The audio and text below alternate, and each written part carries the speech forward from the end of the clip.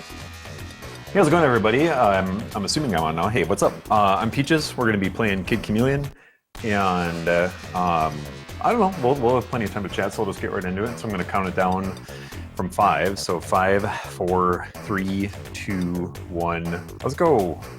Okay. Yeah, this is Kid Chameleon, Genesis platformer. I don't know. This game kind of came out when mascot games were really starting to grow big, and I guess for some reason SEGA was like, hey, what if you were playing a platformer game where you're just like a dude? So yeah, I'm the kid. I'm wearing a t-shirt and jeans. And I guess kind of the lore behind this game is that there's a new arcade game in town. And the arcade game is like super difficult and everyone wants to play it and they all go inside of it, but they don't come out. Because skill issue, I guess, and they get beat by the game. And the boss is like so advanced and futuristic that he's actually sentient and captures the kids when they fail in the game. So you, as like the coolest gamer ever, have to go and beat the game to beat the game and save the kids. And I think something that's really cool about this game is that there's this really like complex branching like web of levels that you go through. And they start out like pretty simple at the start. But as the levels progress, they start getting a lot of these like secret exits and there's all these power-ups and stuff. So I'm this helmet that like bashes through walls, and then I switch into one that climbs walls, and you know, there's these very kind of like cool, bombastic kind of action-based power-ups that you get. And you use these to kind of like progress through the levels. And you can also use them to, you know, find secrets and whatnot, and also attack enemies. Most of them you can just kind of bounce on their head to do some damage, but there will be some kind of like attack-oriented ones later. But what's really cool is that the helmet that you're wearing ends up getting... Oop, that was a glitch. I turned it a different helmet for one frame. Anyways, disregard that. Yeah, you keep your helmet between levels. So I ended that level as the wall climbing guy, and now I start this one as the wall climbing guy. And they've all got these different powers, and what's kind of interesting is they'll have like different HP as well. If you look in the top left, I've got 5 little kind of beige circles, and they turn black as I get hit. And if I lose all of those while I'm wearing a helmet, then I will turn back into the kid, and if you lose all of the kid's HP, then you perish. And then your lives are that like little ankh in the top right. And here now I'm collecting my first gem. And gems are pretty interesting because you collect them, and at certain checkpoints you can expend them to get a certain power-up. But what's kind of silly is like this information is not like anywhere in the game. It is only in the instruction manual. So I don't know. When those become relevant, because we actually do use them during the run, I'll bring them up. But instead, I'm this very special helmet here, which only has 3 HP, so it's more fragile than other ones I've been. But what's really cool about it is it can fly. And this is really valuable in certain levels, especially this one here. This is Underskull Mountain 3.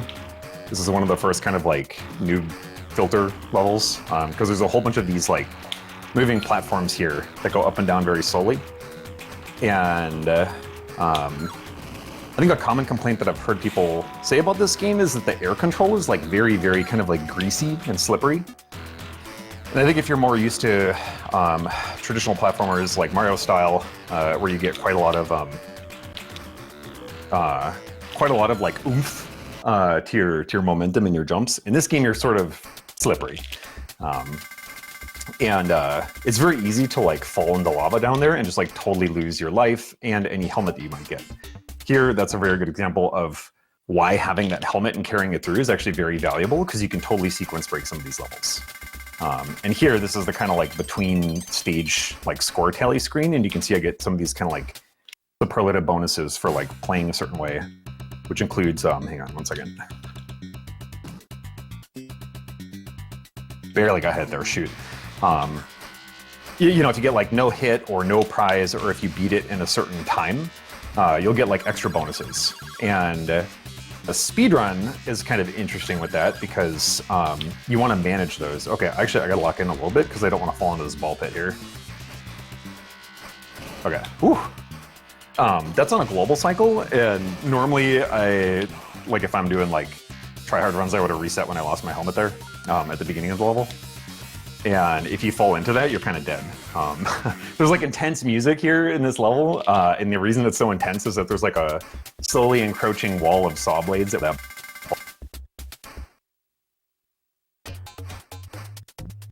ball pit, because you'll get stuck there and certainly die. But anyways, so going back to the score stuff. The speedrun actually tries to manage these scores for a couple of reasons. One of them is that if you, for example, like take a hit or pick up a prize, you won't get the like relevant bonus for it. That's good for two reasons. One is that you don't actually have to watch the points tally. And then the other reason is that every 50,000 points you get a 1-up. And if that happens, then it'll be like, you got a 1-up, and you have to watch it like bounce around on the screen for a while. So the speedrun tries to kind of like only pick up stuff if it's on the way or if it's necessary. And it'll, you know, try to like map out like good places to take hits. Also, I know it's a Wax House. Wax House, very prominent runner of this game. Me and him have kind of like gone back and forth a little bit on the record at times. Okay, so this is kind of a scary level because there's very highly volatile RNG enemies. These tornadoes flying around. And I only have 1 HP and I really don't want to get hit. So I took a slightly conservative path there. We're going to Grandma's house? I'm gonna try to. I'll try calling that out when we get to it. But for now here, this helmet that I'm wearing, this is the hoverboard. This one is like really, really tough, I think, for new players to get a handle on. Because you can't stop moving. You are always moving. And if you press the action button in the air, you will flip gravity, kind of like, I don't know, VVV style. And you can use it to sort of like hover through the air, but it takes a lot of finesse, and it's really, really squirrely. But yeah, I think squirrely is kind of like the squirrely, greasy, slippery. I feel like people usually use one of those words to describe the air control in this game. I don't know, it's like kind of moderately infamous as like one of the like Nintendo hard games that were on the Genesis. Because it's really long, and there's a lot of levels, and there's no kind of like password system, save system. There are some warps, but the warps are pretty hidden, actually. And on that note, that actually leads me to this category that we're playing, which is 4-boss. And in this game, there are some really, really, really big warps that you can take.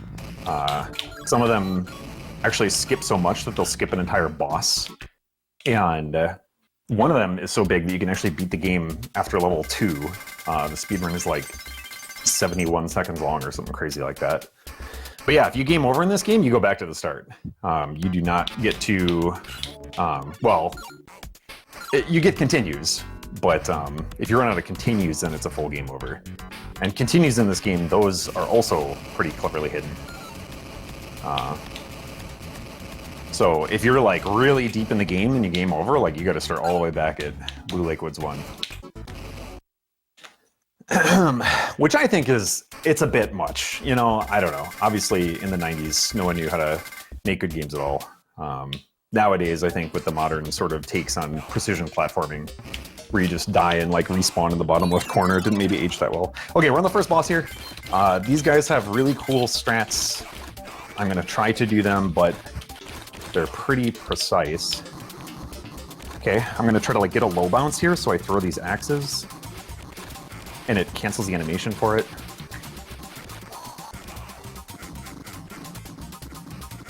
Oh, no way! He's gotta have 1 HP. Kind of the meme with, you know, Kid Chameleon is if you don't kill a boss, it's always 1. They always have 1 HP. And he had 1 HP twice. That's how often it happens. Anyway, so yeah, the bosses, in that case, that was Shishka boss, and he floats around. And you need to hit each head. Pretty sure it's like 15 times. I don't know, actually, I don't even count for that one. Later ones will be counting, but for that, there's like a really specific strat that lets you like do a really good quick kill, but I just missed it on the end there. Something that's actually a really kind of interesting minor difference between the helmets here is I purposely changed into the Kid for this part because he has slightly different air acceleration that lets you cut a corner that you wouldn't be able to cut if you were the axe throwing guy. So there's some like really minor things here. This level is, I think, a really fun diversion that really shows kind of like the power of the branching paths.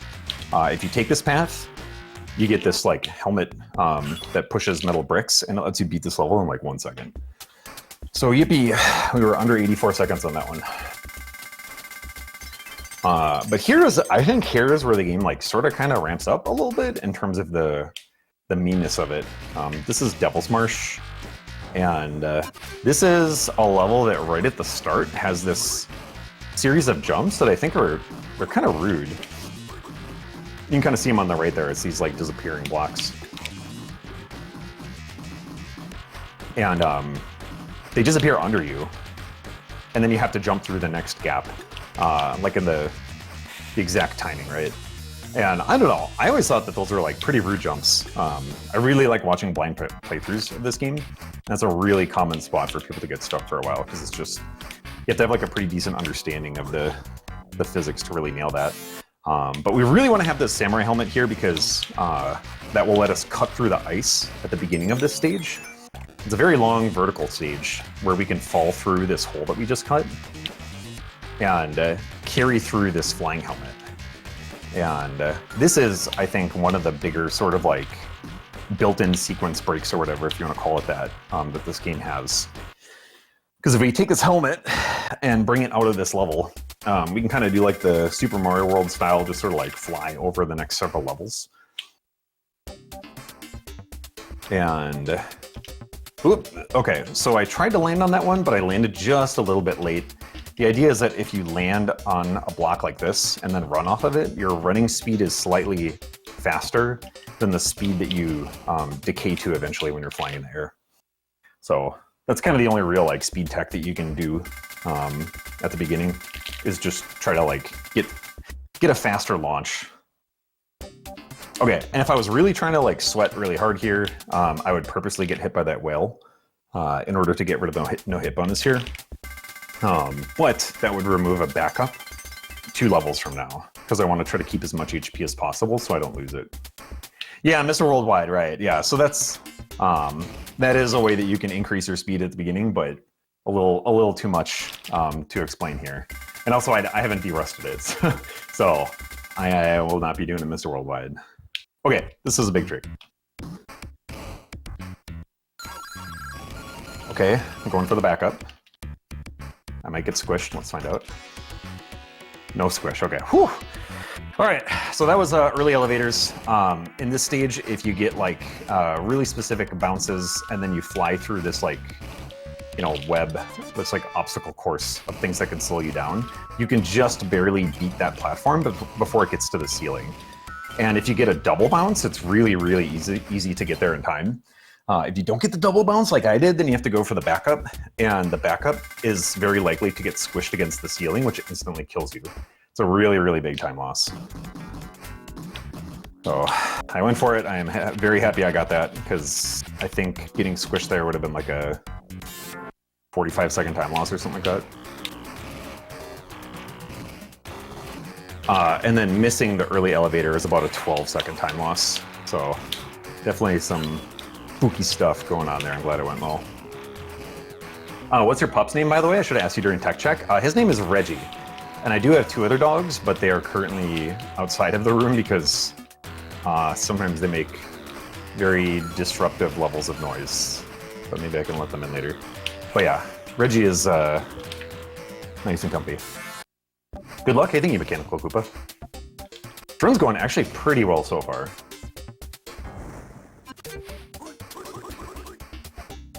Okay, oh yeah, so I think I was talking about the categories for a little bit. Yeah, we're just doing 4 boss, which is we are going to avoid skipping any of the bosses. And the idea is just to try to like find/take the fastest route between all the levels on our way to do that. And this here is the second one coming up. This is the Boomerang Bosses, Boomerang Brothers Bosses. And this has a pretty special strat that we really only get one chance to do because I have to spend gems. So as soon as I see this guy's eyes, I'm going to activate the gem power and then grab this. Now he's slow.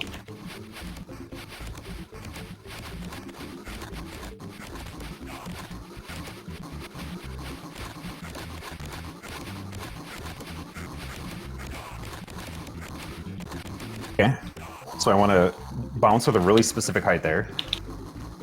Nice, that was sick. You want to bounce with a really specific height so you can throw axes much faster, and that lets you kill the two on the right, and then you get squished between the other one, the third one, and the rubber block, which lets you kill him super fast. Something that I didn't explain in this game is that when you bounce off enemies' heads, you get a little bit of speed.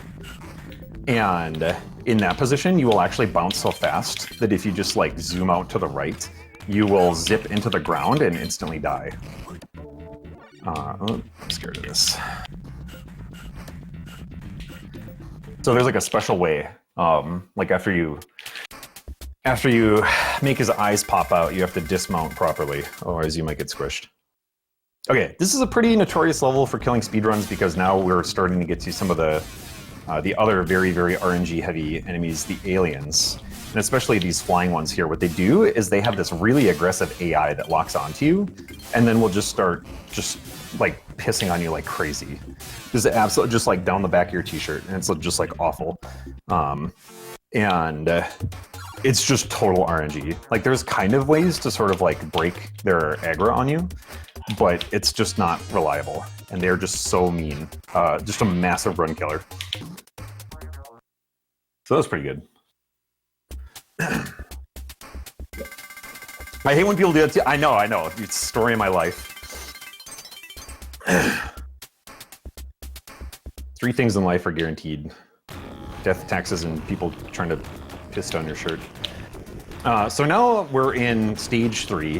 For whatever reason, the game calls like the I don't know, like the group of levels between bosses to be stages. That was not a good hit to dig. And so now the levels start to get a lot harder, and there's a lot more paths, and it starts to become a lot more important to try to keep your helmet. And case in point here, normally I would take a hit here. Oh, I think I'm gonna, yep, okay. So that's fine. I would much prefer to get 1 HP in the next level, but it's fine. I just have to not get hit here. This looks like it'd be a fun run. I actually really like it. Hang on 1 second. I gotta make sure I don't get hit here. Okay. You know, there's speedruns where it's like, it's actually, the game gets a lot easier once you learn how to speedrun it. There's some games where the speedrun is actually mega hard. And I think that this is like, you know, hard for different reasons. Okay, hang on, big trick here. Okay. That was the minefield. I'm very glad I hit that. That is a super like high risk strat for a very low reward. There's a teleporter that I could have gone on to the left. And if I took that, it would have brought me on the other side of all of those shooter blocks. And it only would have cost me about, I think it's about 1/4 of a second. But I like that trick a lot, so I go for it.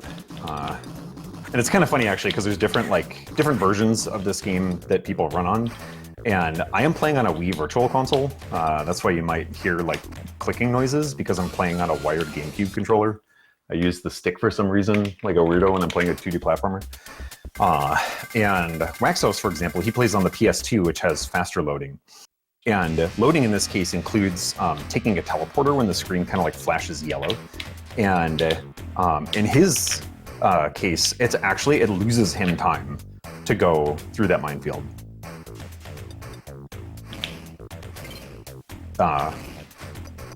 It's faster for him to take the teleporter because it loads so fast. And so far, I mean, like the community is really cool about it. Like, oh, what is that hit? What is that hit? I've never seen anyone like care a ton about version differences, but there are people who have done like load removing for like any % where frames actually matter. So for the most part, it's a very chill community. Oh, and you know what? There's a trick that I neglected to explain, which is called pumping, and I'm about to like pump while hidden from view here, so it's maybe not the best time to explain it. But when you're on a teleporter, every time that your horizontal speed resets to 0, you activate the teleporter 1 frame earlier. So if you ever saw me kind of like wiggling on a teleporter, honestly, it should be like muscle memory. I have no idea how much I was or wasn't doing it. Every time I do that, it saves 1 frame. And what's a little bit interesting is that the hoverboard can't do that because it can't actually go to 0 speed naturally. You can run into a wall that a teleporter is like pressed up against, but it actually doesn't pump. So only real pumpers. All right, next boss, Bagel Brothers. This is another trick I only get 1 attempt at.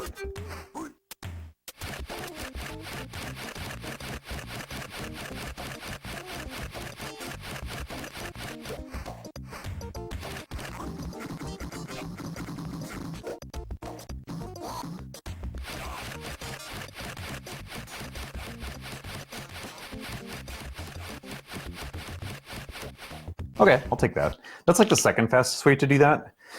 There's a much, much, much faster way to do it. Well, it's somewhat faster. It's like 5 seconds faster, but it's like really hard to do. Way, way, way more precise, and I messed it up. So that was the next best way to do it. All right, we're here in the 4th stage now. Yeah, now this is where the levels really start ramping up. They've been slowly ramping up. I feel like I've been in blind streams. Do I care? I've watched blind streams where people will like beat the first boss and be like, "What? It's still going!" And I don't know. It's like the game doesn't do that great of a job of letting you know relatively how far into it you are. But this is the last stage, and thankfully, like there's so many branching paths that there happens to be, you know, some paths that are quite a bit faster than others. So we're already getting pretty close to the end of the run here.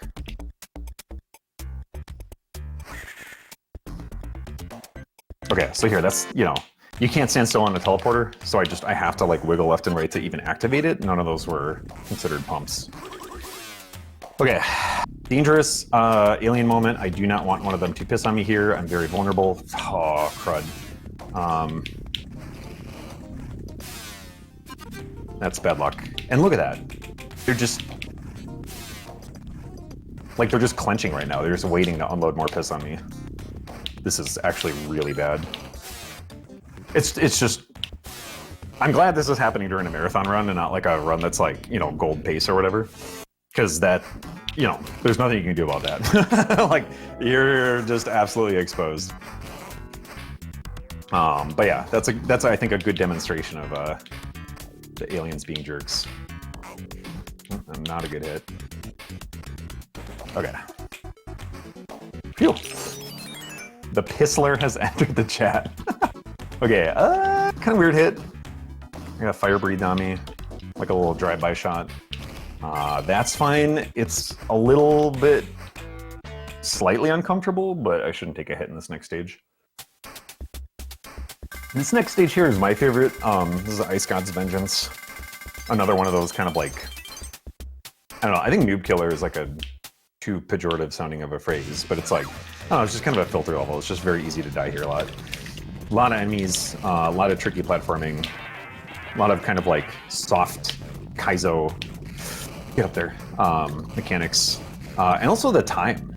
You know, there's a timer up in the top left, and you know, you've been seeing things where it's like, oh, you finished in under 82 seconds. That's not just there to pat you on the back. If your timer goes to 0, you just die. It doesn't even like hurt you, like there's no way out of it, you just die. And so this is a level that's very easy to lose all your time on. Okay, big trick here, I'm gonna attempt it. This is a brand new trick.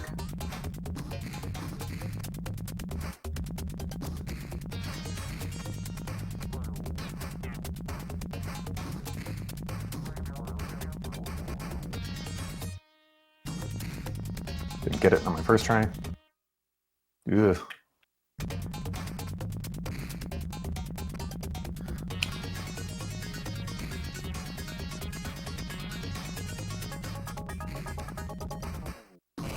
I got it. Wow. Wow. That was a good backup.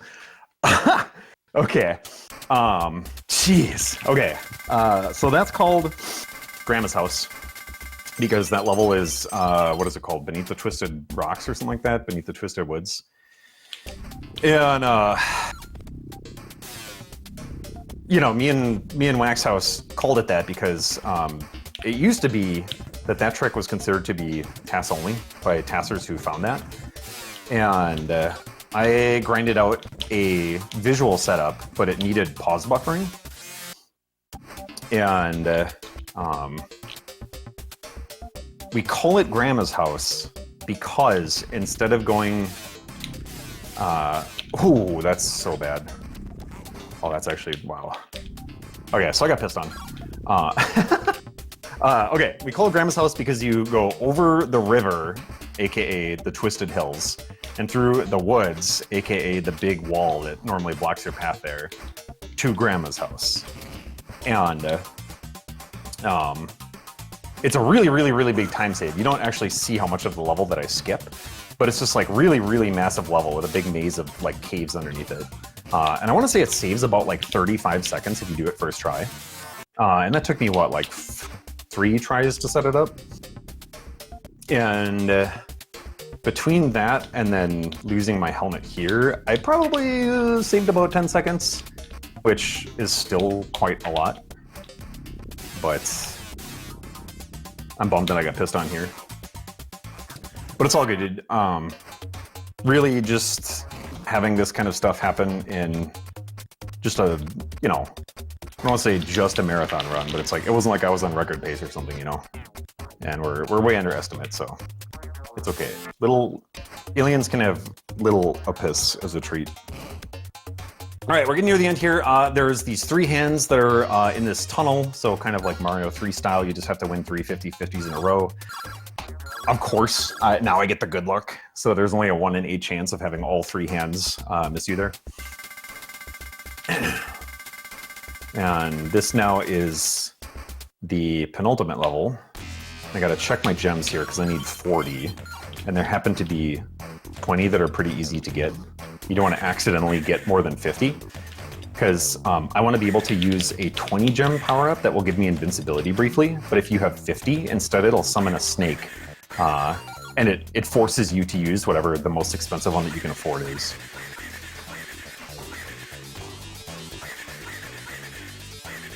So I only want to spend 20 at a time.